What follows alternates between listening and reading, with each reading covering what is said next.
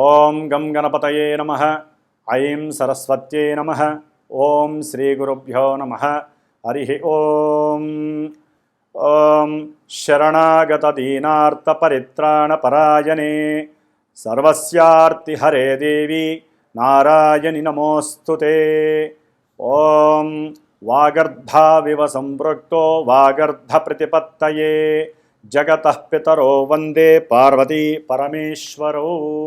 ఉమామహేశ్వరార్పణమస్తు.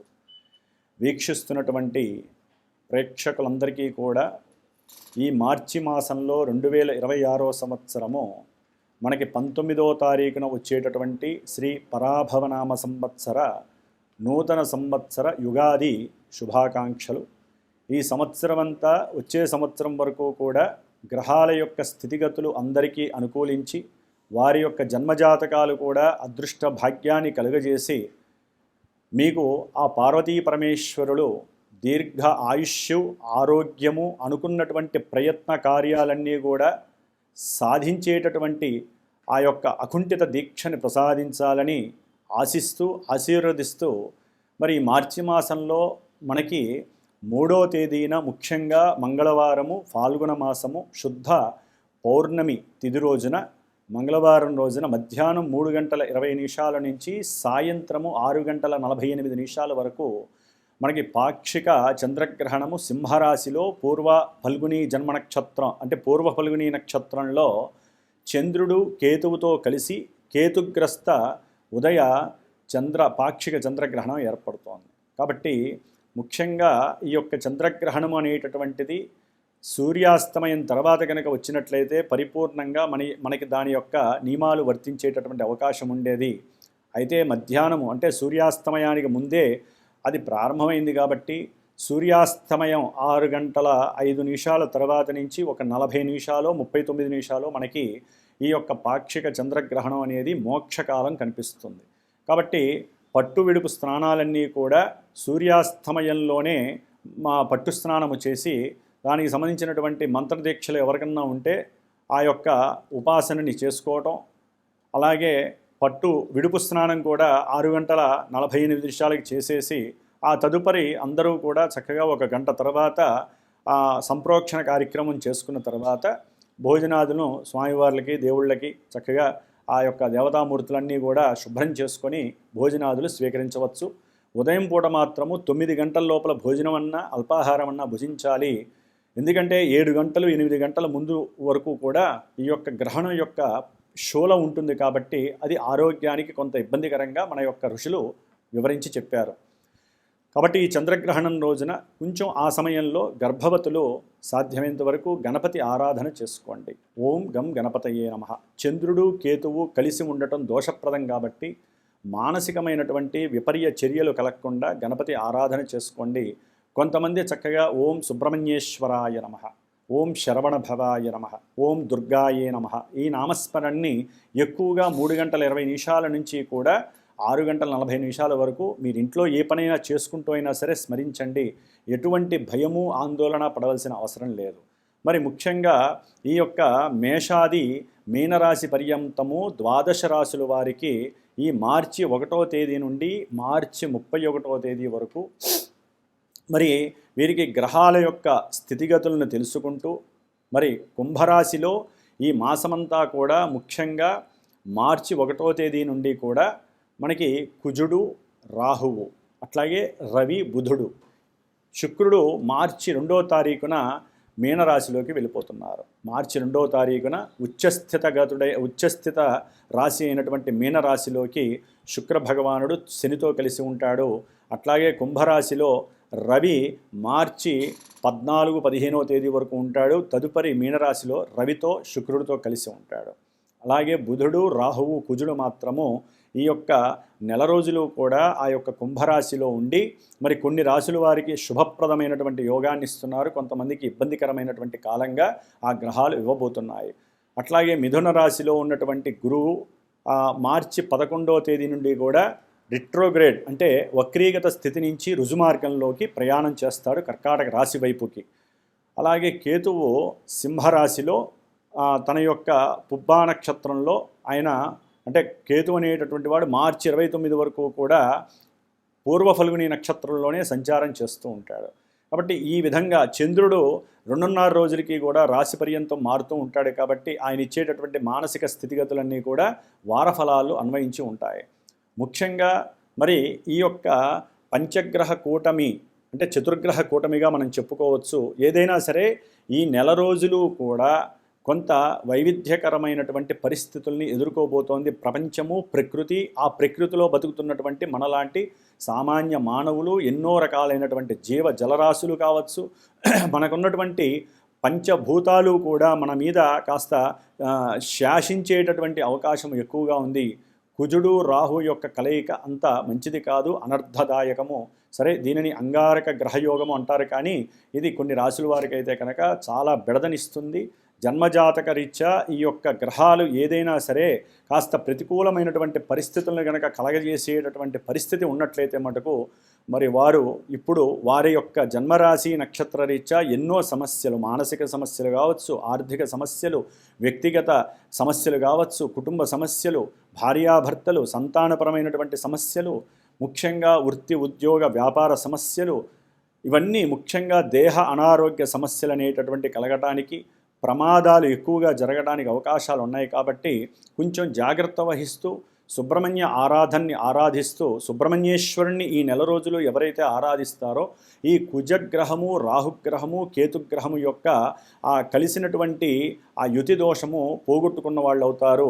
అలాగే మా యొక్క శ్రీమాత జ్యోతిషాలయ పీఠమునందు ఈ మార్చి 2వ తేదీ నుండి దాదాపుగా ఏప్రిల్ 3వ తేదీ వరకు కూడా 5వ తేదీ వరకు కూడా ఈ కుజరాహు కేతుగ్రహాల యొక్క స్థితి మంచిది కాదు. కాబట్టి ఆ సర్పదోష ప్రభావము జాతకాలలో ఎవరికైనా సరే కుజదోషము కానీ అట్లాగే రాహుకేతువుల యొక్క సర్పదోషము కానీ ఉండి వారికి సంతానం లేకపోయినా, ఒకవేళ సంతాన భాగ్యము కలిగినట్లుగా అనిపించి 1-4 సార్లు గర్భవిచ్ఛిన్న దోషాలు కలుగుతున్నా, సంతానము పుట్టి కూడా 1-4 సార్లు చనిపోతున్నా వారు కానివ్వండి, అట్లాగే అసలు సంతాన భాగ్యము లేదు అనుకున్నటువంటి వారు, ముఖ్యంగా భార్యాభర్తల మధ్య అనుకూలత సరిగ్గా లేక ప్రతికూలమైనటువంటి మనసుతో భావనలతో ఎప్పుడూ కూడా తగువులు ఆడుకునేటటువంటి వారు, వివాహము అవుతుంది అనుకొని పెండి మండపం దాకా వచ్చినప్పుడు కూడా పెండ్లిళ్ళు ఆగిపోయినటువంటి వారు, అట్లాగే ముఖ్యంగా ప్రమాదాలు ఎక్కువగా జరుగుతూ ఉన్నటువంటి వారు, మానసికంగా ఒకరిని ఇష్టపడి ఆ ఇష్టము ఇంట్లో వాళ్ళు కాదని, లేకపోతే మీ గ్రహస్థితి మీ జన్మజాతకంలో ఆ యొక్క ప్రేమ వివాహం జరక్క మీరు ఇబ్బంది పడి, ఒక్కోసారి జన్మజాతకంలో కనుక ఈ యొక్క గ్రహాల యొక్క అసమతుల్యత ఉన్నట్లయితే, ఇబ్బందికరమైనటువంటి వారు స్థానాల్లో ఉన్నట్లయితే ఇప్పుడు వారు కొంత అఘాయిత్యపరమైనటువంటి ఆత్మహత్యా ప్రయత్నాలు కొంతమంది చేసుకునే పరిస్థితులు ఉంటాయి. అందరూ కాదు, కొంతమంది మాత్రమే. అది కూడా జన్మజాతకంలో అన్వయించబడితేనే జరుగుతుంది. అది గుర్తుపెట్టుకోవాలి వినేవాళ్ళంతా కూడా. కాబట్టి ఎక్కువగా వాహన ప్రమాదాలు కావచ్చు. ఎందుకంటే ఈ యొక్క కాలచక్రం అనేటటువంటిది చాలా గొప్పది. అక్కడి నుంచి గ్రహాలన్నీ కూడా తమ యొక్క కిరణాలని భూమి మీద ఉన్న ప్రకృతి ద్వారా మన మీద ప్రయోగింపబడతాయి. కాబట్టి మన వంతుగా మనము జాగ్రత్తలు తీసుకుంటూ, మీ వంతుగా మీరు ఆ గ్రహాల యొక్క స్థుతుల్ని స్తోత్రాలను చదువుకుంటూ, కుజరాహుకేతువులకి అధిష్టాన దేవత అయినటువంటి మహానుభావుడు శ్రీ వల్లీ దేవసేన సమేత శ్రీ సుబ్రహ్మణ్యేశ్వర స్వామి వారి యొక్క అనుగ్రహాన్ని పొందుతూ మరి మా యొక్క పీఠమునందు ఈ యొక్క 33 రోజులు కూడా విశేషముగా ఎవరైతే సంకల్పించి వారి యొక్క గోత్రము, పేరు, జన్మ నక్షత్రము, రాశి నాకు ఇస్తారో, వారి యొక్క కోరిక ఏదైనా ఉంటే నాకు తెలియజేస్తారో, లేకపోతే వారికి ఏదైనా ఇబ్బందులు, కోర్టు సమస్యలు కావచ్చు, గృహపరమైనటువంటి గృహ నిర్మాణపరమైనటువంటి ఇబ్బందులు కావచ్చు, ఇందాకే చెప్పినటువంటి ఏ సమస్యలు ఉన్నా సరే అవి వారికి తొలగిపోయి అభీష్టాలు నెరవేరటానికి ప్రతినిత్యము పీఠమునందు నేను స్వామివారికి విశేషముగా కేతువుకు సంబంధించిన దోషపరిహారార్థము గణపతి అధర్వణ సూక్త పారాయణని, అలాగే దుర్గాదేవికి అంటే రాహుగ్రహ దోషపరిహారార్థమై దుర్గాదేవికి సూక్త పారాయణని, కుజగ్రహ దోషపరిహారార్థమై సర్పసూక్త పారాయణని కూడా నిత్యము ఆ జపపారాయణ చేస్తూ ఆ కుజరాహు కేతుగ్రహాలకి పూర్తిగా సంఖ్య ప్రకారము వేదోక్త మంత్రములతో ఆ యొక్క జపాన్ని ఆచరిస్తూ మార్చి 18వ తేదీన అమావాస్య రోజున ఆ దోష నివృత్తి కోసమై నవగ్రహ నక్షత్ర మృత్యుంజయ సహిత గణపతి, దుర్గా, అట్లాగే మన్యు సూక్త సహితముగా విశేషించి సర్పసూక్త హోమంతో పాటుగా సుబ్రహ్మణ్యేశ్వర పాశుపత రుద్రహోమం అనేది నేను చేస్తున్నాను. కాబట్టి ఎవరైనా ఉత్సాహముగా ఉండి జాతకంలో దోషాలు వాటిని నివృత్తి చేసుకోవటానికి మీ వంతు ప్రయత్నంగా మీరు ఎవరైనా సరే మనసులో సంకల్పిస్తే మా యొక్క పీఠానికి ఫోన్ చేసి మీరు కూడా ఆ యొక్క బుకింగ్ అనేటటువంటిది చేసుకోండి. ఇది అందరికీ కూడా అనుకూలంగా ఉండేటటువంటి పరిస్థితికి దగ్గరగా ఉండేటట్టుగా ఏర్పాటు చేశాను. అవకాశం ఉన్నవాళ్ళు దూరంలో ఉన్నా దగ్గరలో ఉన్నా యద్భావం తద్భవతి. ఒక గురువుని నమ్మాలి, దైవాన్ని నమ్మాలి.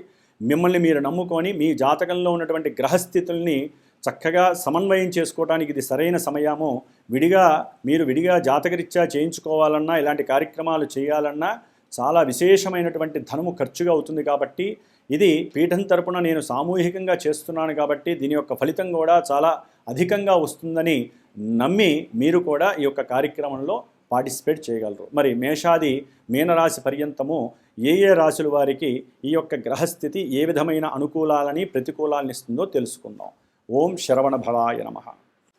వృశ్చిక రాశి వారికి ఈ మార్చి 1వ తేదీ నుండి మార్చి 31వ తేదీ వరకు కూడా గ్రహస్థితిని పరిశీలించినట్లయితే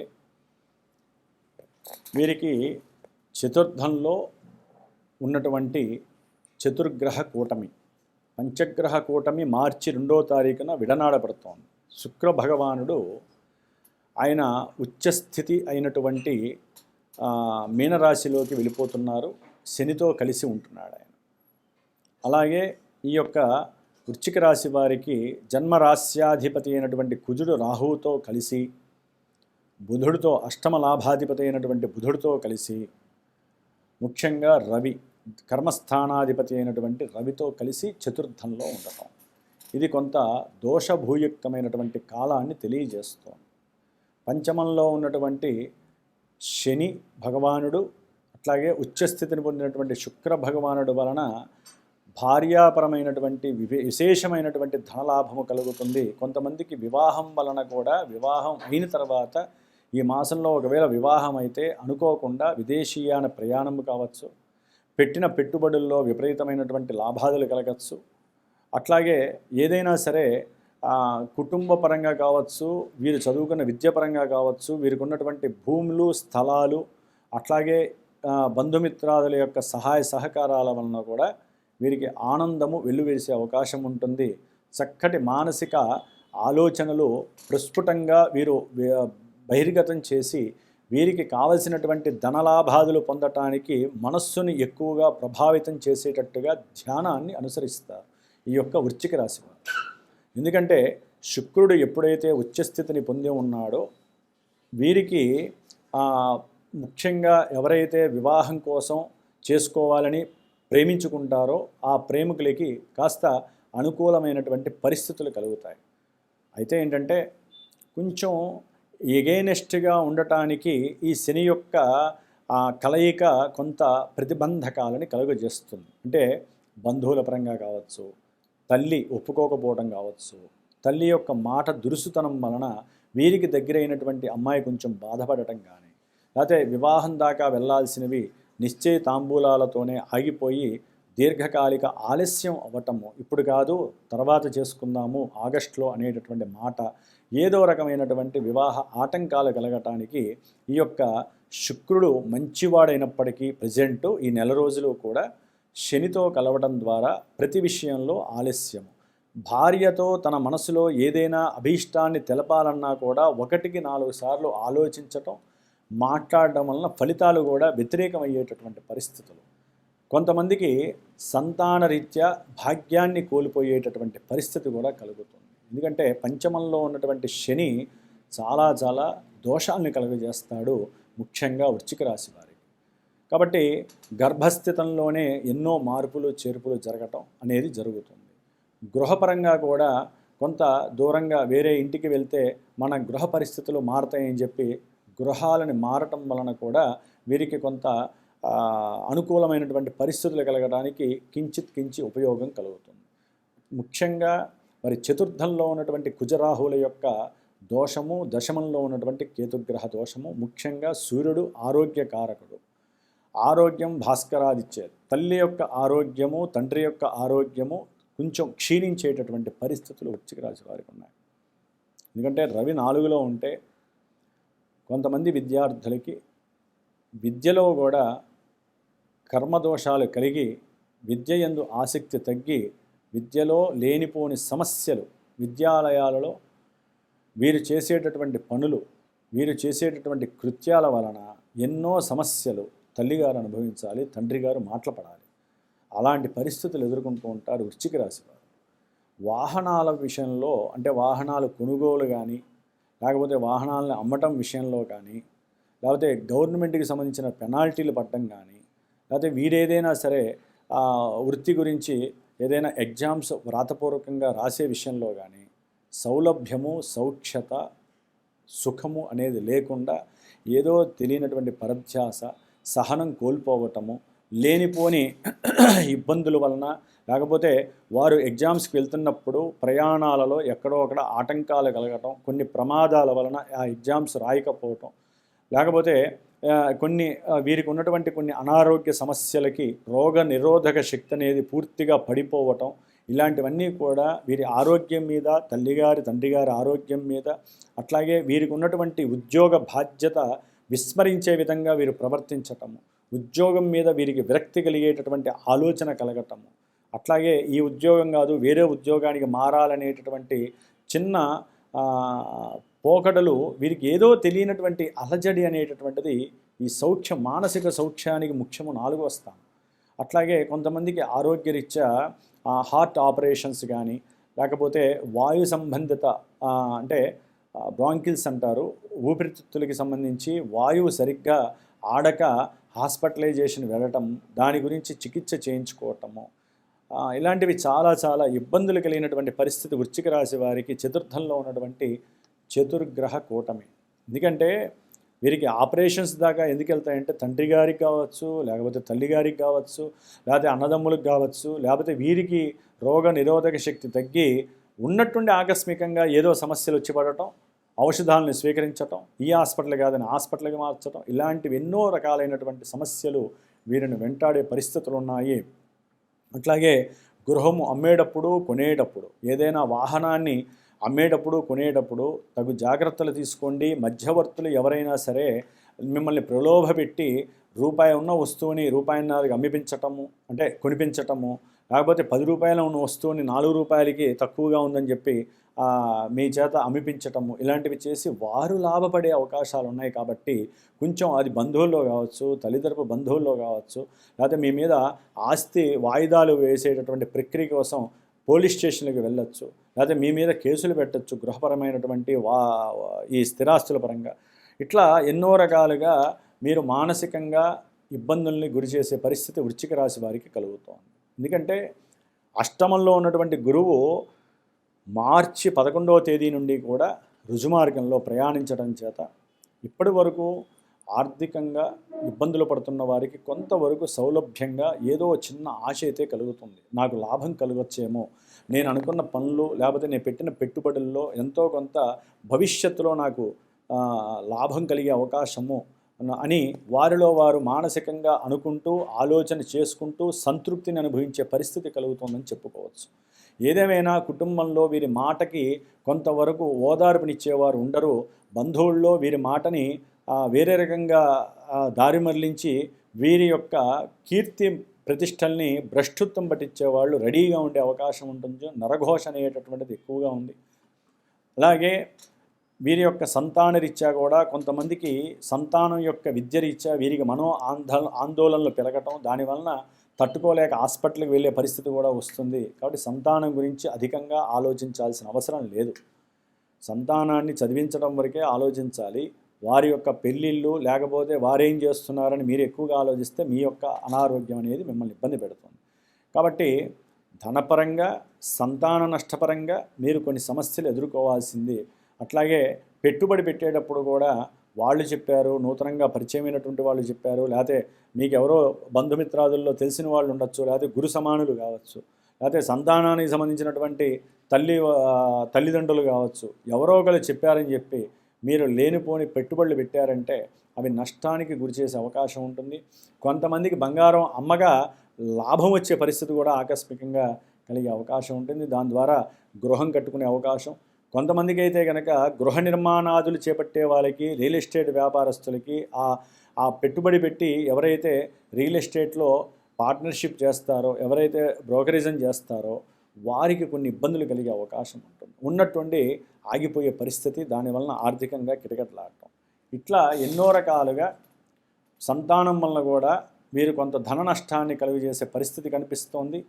అట్లాగే కొంతమంది సంతానాన్ని కోల్పోయే పరిస్థితి. జాతకంలో కనుక అనుకూలమైనటువంటి గ్రహస్థితులు, దశలు, అంతర్దశలు జరిగి దాంట్లో గనక శని భగవానుడు లాభంగా ఉన్నట్లయితే వీరికి కంపల్సరీ సంతాన యోగం కలుగుతుంది.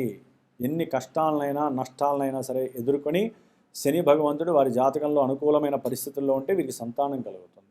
షేర్స్, వ్యాపారాలు, ఉద్యోగాల్లో లాభాలు కలుగుతాయి. లేకపోతే ఉన్న ఉద్యోగం కూడా ఊడిపోతుంది వీరికి. అలాంటి పరిస్థితులు ఈ గోచారంలో కొంతవరకు మాత్రమే మనకు అనుకూలతలు కనిపిస్తాయి. జన్మజాతకం మనకి ఆ కిరణాలను ప్రదర్శించి ఇప్పుడు ఏం జరుగుతుందో చూపిస్తుందే కానీ ఇప్పుడు చెప్పినవన్నీ మనకి 100% జరుగుతాయనే అపోహ మాత్రం తీసేసేయండి. కాబట్టి మనకి ఏదైనా జన్మజాతకంలో ఉన్నట్టుగా మనకి ఇప్పుడు అద్దంలో కనిపిస్తే, ఒకవేళ జన్మజాతకం లేని వాళ్ళు ఈవెంట్ వైజ్ ఏదైనా చేసుకోవాలి. కొంతమంది ఏదైనా ఇలాంటి ఇబ్బందులు పడుతున్న వాళ్ళు, ఏమీ చేయలేని పరిస్థితిలో ఉన్నటువంటి వాళ్ళు సంతానం కోసం షష్ఠీ దేవి స్తోత్రాన్ని చదవండి. అలాగే మానసాదేవిని అధికంగా ఆరాధించండి. చదువులో ఉన్నతమైనటువంటి విద్యా లాభం కలుగుతుంది. గృహపరంగా ఎవరైనా సరే ఆగిపోయినా, ఎవరైనా భూ కబ్జాలు చేసి మీ భూమిని లాక్కున్నా, భూపరంగా ఇబ్బందులు పడ్డా భూసూక్త జపాన్ని ఆచరించేటట్టుగా చేయండి. ఎవరి చేతన్నా బ్రాహ్మణ చేత, లేదా గృహ పాశుపత రుద్ర హోమాన్ని చేసుకున్నట్లయితే మీ గృహం మీకు లభిస్తుంది. మీ గృహం కట్టడం పూర్తవుతుంది, లేకపోతే మీకు భూమి లభించే అవకాశం లభిస్తుంది. ఇట్లా మన శాస్త్రంలో మనకు వచ్చేటటువంటి సమస్యలకు ఎన్నో పరిష్కారాలు ఆపాదించబడ్డాయి.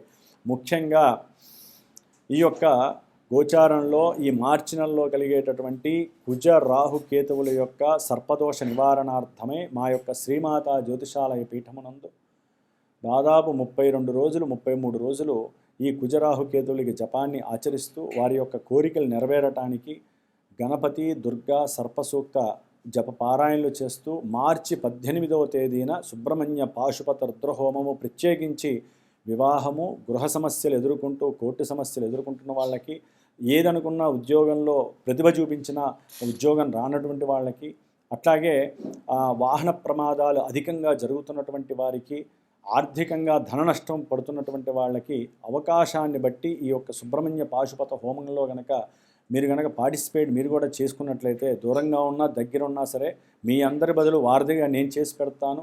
అవన్నీ మీరు కూడా చూసే భాగ్యం కలుగుతుంది. కాబట్టి ఎవరైనా సరే ఇలాంటి కార్యక్రమాలలో మంత్రతంత్ర ప్రయోగంగా భగవంతుణ్ణి ఆరాధిస్తూ మీరు కూడా ఈ 33 రోజులు సుబ్రహ్మణ్య ఆరాధన చేయండి.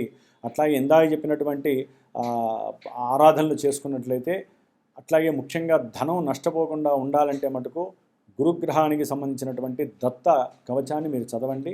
మీకు ఎటువంటి సమస్యలు రావు. వృత్తిలో చిన్న స్వల్ప మార్పులు కలిగి ఉద్యోగంలో మీకు కొన్ని అవరోధాలు, ప్రతికూలతలు కనిపించే అవకాశాలు ఉన్నాయి. కాబట్టి ఆఫ్టర్ ఈ మార్చి 15 తర్వాత కాస్త రవి శనిగ్రహ దోష నివారణార్థమై మీరు రవికి సంబంధించినటువంటి ఆదిత్య హృదయాన్ని చదవండి. లేకపోతే బ్రాహ్మణోత్తములచే కాస్త గ్రహాలకి జపం చేయించి దానాలు ఇచ్చుకోండి. శుక్రుడు ఒక్కడే మీకు అనుకూలంగా ఉన్నాడు. ఓం శరవణ భవాయ నమః. దానాన్ని పడుకున్నాడా చిన్న? పడుకొని సార్ వస్తారులే.